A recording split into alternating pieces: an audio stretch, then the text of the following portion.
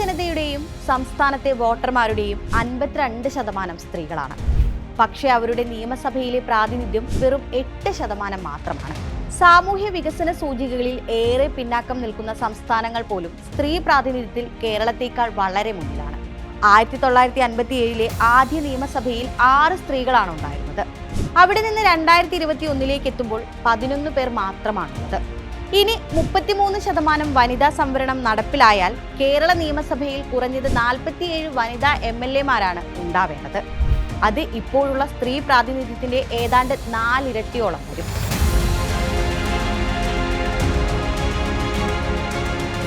കേരളം മറ്റൊരു നിയമസഭാ തെരഞ്ഞെടുപ്പിനായി തയ്യാറെടുക്കുമ്പോഴും മേൽപ്പറഞ്ഞ കാര്യങ്ങളിൽ വലിയ മാറ്റമൊന്നും ഉണ്ടായിട്ടില്ല. പ്രധാനപ്പെട്ട 3 മുന്നണികളും അർഹമായ പരിഗണന സ്ത്രീകൾക്ക് നൽകിയിട്ടുണ്ടോ? എണ്ണത്തിൽ വളരെ കുറവാണെങ്കിൽ കൂടിയും രാഷ്ട്രീയത്തിലെ പരിചയ സമ്പന്നരും പുതുമുഖങ്ങളും ഒന്നിച്ചെത്തുന്നു എന്ന തരത്തിലും ഈ തെരഞ്ഞെടുപ്പിനെ അടയാളപ്പെടുത്താം. ഇടതുപക്ഷത്തിന്റെ കോട്ട കാക്കാനും UDFന്റെ തിരിച്ചുവരവിനും NDAയുടെ സാന്നിധ്യം അറിയിക്കാനും അംഗത്തിനെത്തുന്ന പ്രധാന വനിതാ സ്ഥാനാർത്ഥികൾ ആരെന്ന് നോക്കാം.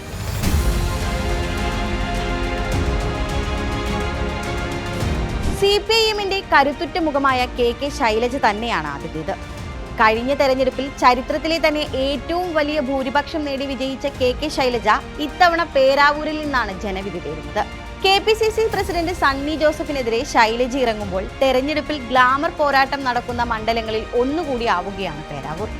മുൻ ആരോഗ്യമന്ത്രി എന്ന നിലയിൽ കൈവരിച്ച നേട്ടങ്ങളും വ്യക്തിപ്രഭാവവും KK ശൈലജയ്ക്ക് മുതൽക്കൂട്ടാവുമെന്ന് തന്നെയാണ് CPIMന്റെ കണക്കുകൂട്ടൽ.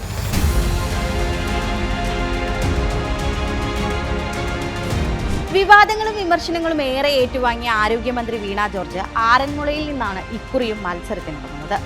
2016 ആദ്യമായി ആറന്മുളയിൽ നിന്ന് മത്സരിച്ചപ്പോൾ 7440 വോട്ടിന്റെ ഭൂരിപക്ഷത്തിലാണ് അന്ന് വീണ ജോർജ് CPIM MLA ആയി തെരഞ്ഞെടുക്കപ്പെട്ടത്. പിന്നീട് 2021 ഇതേ മണ്ഡലത്തിൽ നിന്ന് വിജയിച്ച വീണ 2ാം പിണറായി സർക്കാരിൽ മന്ത്രിയായി.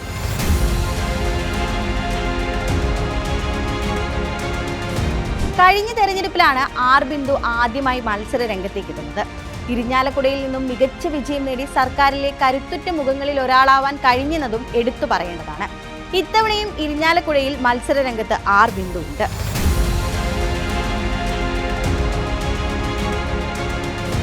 CPIയുടെ കരുത്തുറ്റ നേതാവായ ചിഞ്ചുറാണി ഇക്കുറിയും ചടയമംഗലത്ത് നിന്ന് തന്നെയാണ് തുടർഭരണത്തിനായി മത്സരിക്കുന്നത്. നിയമസഭാ തെരഞ്ഞെടുപ്പിൽ കന്നി അംഗമായിരുന്നു 2021 ചിഞ്ചുറാണിയുടേതും.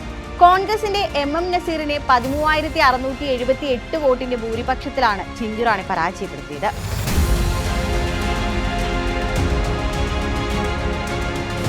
സിനിമാ പിന്നണി ഗായിക എന്ന നിലയിൽ മലയാളികൾക്ക് സുപരിചിതയാണ് ദലീമ ജോജോ. കഴിഞ്ഞ തവണയാണ് ആദ്യമായി ദലീമ നിയമസഭയിലേക്ക് എത്തിയത്. തദ്ദേശ തെരഞ്ഞെടുപ്പുകളിൽ മത്സരിച്ച് വിജയിച്ച പാരമ്പര്യവും ദലീമയ്ക്കുണ്ട്. ഇക്കുറിയും അരൂരിൽ നിന്ന് തന്നെയാണ് ദലീമ ജനവിധി തേടുന്നത്.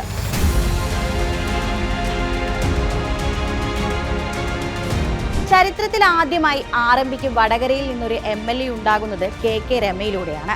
2021 നിയമസഭാ തെരഞ്ഞെടുപ്പിൽ LDF സ്ഥാനാർത്ഥിയായിരുന്ന മനയത്ത് ചന്ദ്രനെ 7491 വോട്ടുകൾക്ക് പരാജയപ്പെടുത്തിയപ്പോൾ വടകരയുടെ ചരിത്രത്തിൽ വലിയ രാഷ്ട്രീയ പ്രാധാന്യമുള്ള വിജയം കൂടിയായിരുന്നു അത്. നിയമസഭയ്ക്കകത്തും പുറത്തും ഇടതുപക്ഷ സർക്കാരിന്റെ നയങ്ങൾക്കെതിരെയും രാഷ്ട്രീയ കൊലപാതകങ്ങൾക്കെതിരെയും ശക്തമായി ശബ്ദമുയർത്തുന്ന RMPയുടെ കരുത്തുറ്റ നേതാവായ KK രമ ഇത്തവണയും UDF പിന്തുണയോടെ വടകരയിൽ നിന്ന് തന്നെയാണ് ജനവിധി തേടുന്നത്.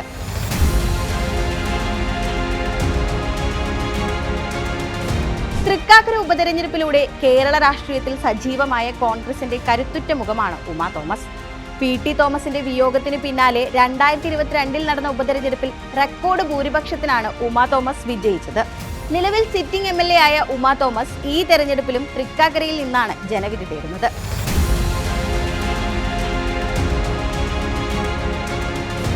മുൻ ആലത്തൂർ MP കൂടിയായ രമ്യ ഹരിദാസ് ചിറയൻകീഴിൽ നിന്നാണ് UDFനായി ഇത്തവണ മത്സരിക്കുന്നത്.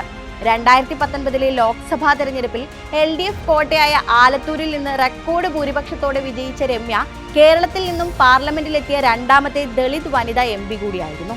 2024 ലോക്സഭാ തെരഞ്ഞെടുപ്പിൽ വീണ്ടും മത്സരിച്ചെങ്കിലും CPIM സ്ഥാനാർത്ഥി K രാധാകൃഷ്ണനോട് പരാജയപ്പെട്ടു.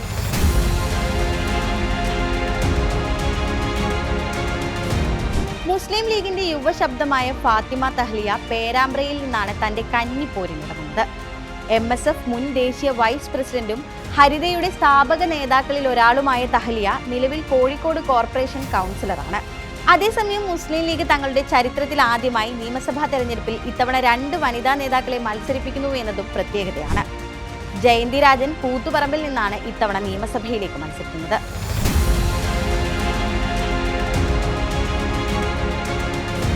ഷാനിമോൾ ഉസ്മാൻ അരൂർ തിരിച്ചുപിടിക്കുക എന്ന വലിയ ലക്ഷ്യത്തോടെയാണ് ഇത്തവണ വീണ്ടും മത്സരത്തിനിറങ്ങുന്നത്. 2021 തെരഞ്ഞെടുപ്പിൽ LDF സ്ഥാനാർത്ഥിയായ ദലീമ ജോജോയോട് നേരിയ വോട്ടുകൾക്കാണ് ഷാനിമോൾ പരാജയപ്പെട്ടത്. 2019 ഉപതെരഞ്ഞെടുപ്പിൽ അരൂർ LDFിൽ നിന്ന് പിടിച്ചെടുത്ത ചരിത്രം തന്നെയാണ് ഷാനിമോളെ വീണ്ടും കളത്തിലിറക്കാനുള്ള കോൺഗ്രസിന്റെ ആത്മവിശ്വാസം.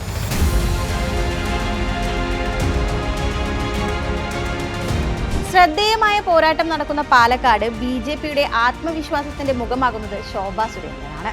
UDFന്റെ രമേശ് പിഷാരടിയോടും LDF സ്വതന്ത്രൻ NMR റസാക്കിനോടുമാണ് ശോഭ ഇക്കുറി മത്സരിക്കുന്നത്.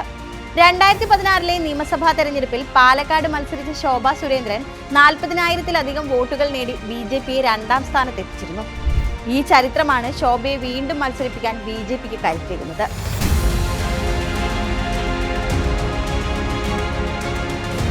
BJP വലിയ വിജയപ്രതീക്ഷ പുലർത്തുന്ന A+ മണ്ഡലങ്ങളിൽ ഒന്നാണ് കോഴിക്കോട് നോർത്ത്.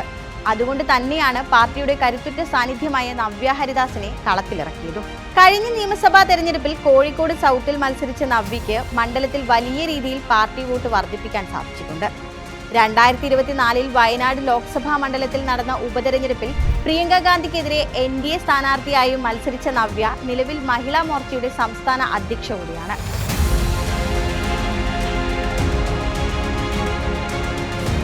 ഭരണത്തുടർച്ച ലക്ഷ്യമിടുന്ന LDFും അധികാരം തിരിച്ചു പിടിക്കാനൊരുങ്ങുന്ന UDFും കരുത്ത് തെളിയിക്കാൻ NDAയും ഒരുങ്ങുമ്പോൾ നിയമസഭയിലേക്കുള്ള ഈ പെൺവഴികൾ ആരെ തുണയ്ക്കുമെന്നത് കാത്തിരുന്ന് കാണാം.